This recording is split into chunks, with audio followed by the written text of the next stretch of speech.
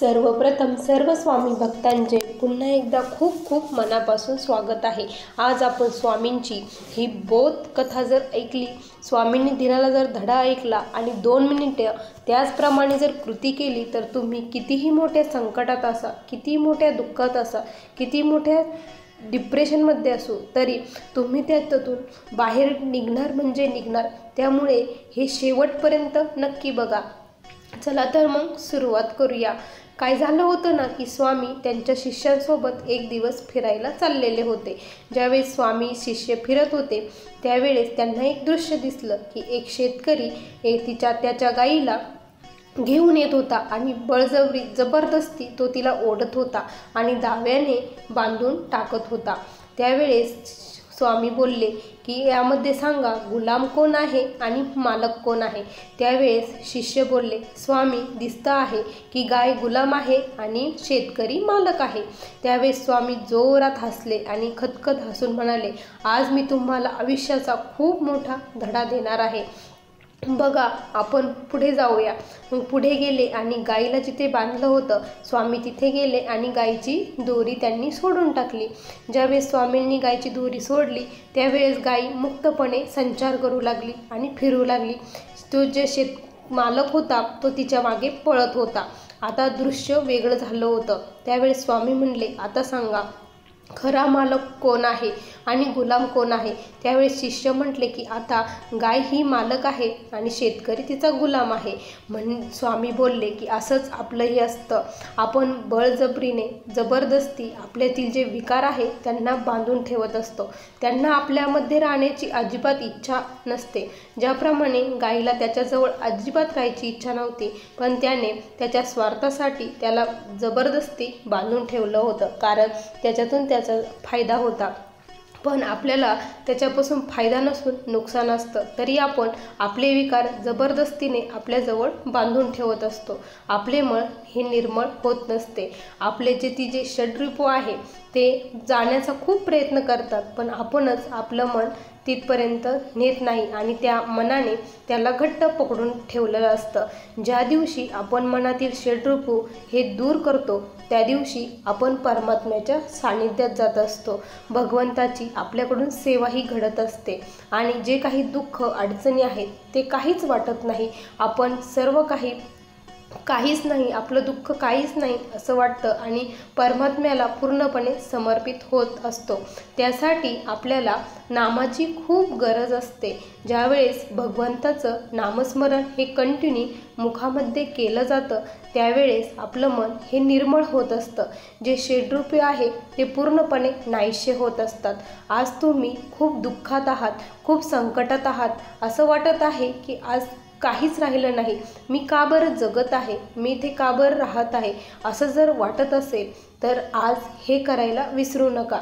प्रत्येकाने एक काम करायचं आहे, तर 2 मिनिट मठात जायचं किंवा आपल्या मंदिरात किंवा कुठेही शांत ठिकाणी, जिथे कुठे शांतता असेल त्या ठिकाणी जायचं आहे आणि तिथे गेल्यानंतर 2 मिनिट शांत बसायचं आणि महाराजांना आपल्या भ्रुकुटी मध्यावरती आणायचं, म्हणजे 2 मिनिट डोळे शांत ठेवायचे आणि आपले जे दोन्ही भुवया त्या दोन्ही भुवयांच्या मध्ये महाराजांची प्रतिमा आपल्याला आणायची आहे।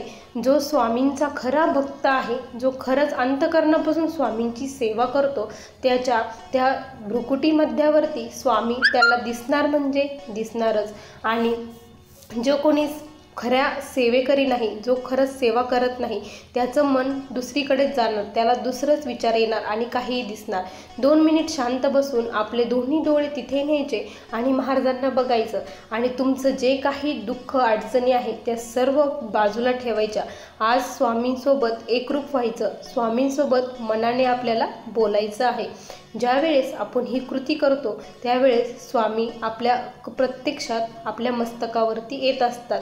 पूर्ण पाठीचा कणा हा ताईट ठेवायचा आहे आणि ज्यावेळेस पाठीचा कणा ताईट होतो त्यावेळेस आपण स्वामींना बघायचं आणि एकच मंत्र म्हणायचा, क्षणान्मात्मानुसंधानम पापम दहती कोटिशा अन्यथा पाप विध्वंसम नवेद कोटी पुण्यथा माझ्या मध्यावरती, भ्रुकुटी मध्यावरती एक क्षण तुम्ही या आणि माझे असंख्य पाप हे नाहीसे करा. आपण या मंत्रातून स्वामींनाही प्रार्थना करतो आणि खरंच स्वामी येतात. आणि ज्यावेळेस स्वामी येतात त्यावेळेस फक्त आणि फक्त तुम्हाला 5 मिनिट त्यांचं नामस्मरण करायचं आहे. एकदम हळू मनातच म्हणायचं आहे, श्री स्वामी समर्थ, श्री स्वामी समर्थ या मंत्राचा जप करत राहायचा. आणि महाराजांचीच मूर्ती आपल्या भ्रुकुटी मध्यावरती आपल्याला बघायची आहे. जेव्हा आपण ही कृती करतो, तुम्ही कितीही मोठ्या डिप्रेशनमध्ये असा, किती मोठ्या संकटात असाल, तुम्हाला कोणाचा तरी आधार मिळाल्यासारखं वाटेल. स्वामींचं जे वाक्य आहे ते तुम्हाला नक्की आठवण, भिवू नकोस, मी तुझ्या पाठीशी आहे. स्वामी म्हणतात, तू कितीही चुका केल्यास तरी मी दयेने भरलेलो आहो. आता नुकसानांचा सामना करावा लागत आहे बाळा, पण चिंता करू नकोस, तुझ्यासाठी असलेले चमत्कार मार्गावरी आहेत, असे स्वामी आपल्या भक्तांसाठी म्हणत असतात.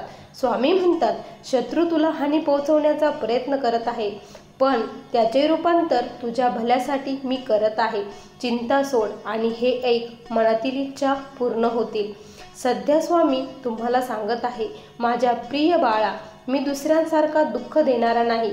तू जे शोधत आहेस, तू जे मागत आहेस ते तुला या रात्रीच मिळेल.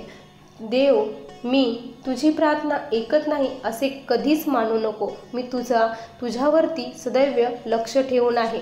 तुझे जे काही दुःख आहे ते दूर करण्यासाठीच मी इथे बसलेलो आहे. फक्त शुद्ध अंतकरणाने माझं नाव घेत राहा. बघ, तुला वाटत असेल की मी तुझ्याकडे बघत नाही, तुझं ऐकत नाही, पण असं नाही रे बाळा, मला सर्व काही कळतं. पण तुझ्या भल्याचाच विचार मी प्रत्येक क्षणाला करत असतो. तुझ्यासाठी जे चांगलं आहे तेच मी करतो. तुला असं वाटत असेल की मी एवढ्या दुःखात आहे, स्वामी का बरं येत नाही?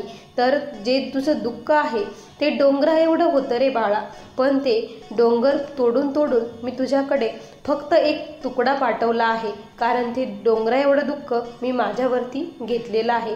त्या तुकड्यालाच तू एवढा घाबरला तर कसं चालेल?